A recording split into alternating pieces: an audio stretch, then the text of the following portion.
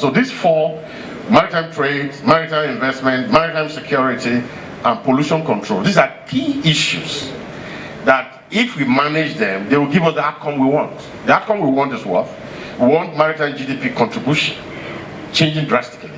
And we're talking about ocean-based revenue. So these two things are working together based on these four on the left as the independent variables that will help to achieve the GDP growth we're talking about. So how do we get this achieved? That is the question that we want to deal with. The prevalence. As I said, I have three ways of presenting this quickly. I have the stylized facts, I have the case studies, and then I have the research paper. Now, if you look at this, if you look at the Gulf of Guinea, this work is quoted, is something that is taken from a study that has known by some scholars. You have $243 billion, 2025, as the GDP of the Gulf economies. $243 billion. Gulf economy. If employment is also there, you look at employment is there, all this put together is there. But the most significant thing, we're talking about GDP growth. Employment is 7.5% of the Gulf of Guinea economies. The contribution of blue economy is 70.5% from this study. And then you're talking about $243 billion. Now let's go to Nigeria. Next slide, please.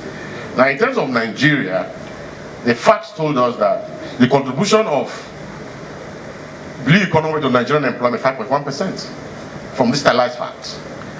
5.1%.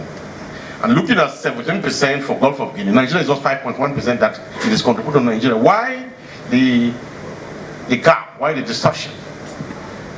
And then if you look at it, in terms of ocean GDP in Nigeria, it's $108 billion. Nigeria economy today, as I speak, is about $377 billion.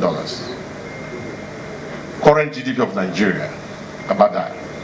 So if you look at $377 billion, $108 billion, you are talking about what? 28%. That's what the contribution of the economy to Nigerian GDP, based on stylized facts. All right, let's move on. Now, I look at also this is a discussion about countries who are very strong in blue economy. We're talking about Bangladesh, apart from Nigeria, we have Philippines, Singapore, and Norway. A part of stylized facts, we discovered that in terms of maritime trade index, this country, Nigeria is the minimum, lowest than among this country. Even in GDP, Nigeria is the lowest. Nigeria is doing $377 billion, and Bangladesh is $470 billion, Philippines $470 billion, Singapore $530 billion, Norway $510. But the population of these countries, relative to Nigeria, is also very low. So if you look at population of Nigeria, is about 230 million persons, people. Bangladesh is about what? 177 million. You talk about Philippines, 112 million people. 112 million people. You talk about Singapore, 6 million people.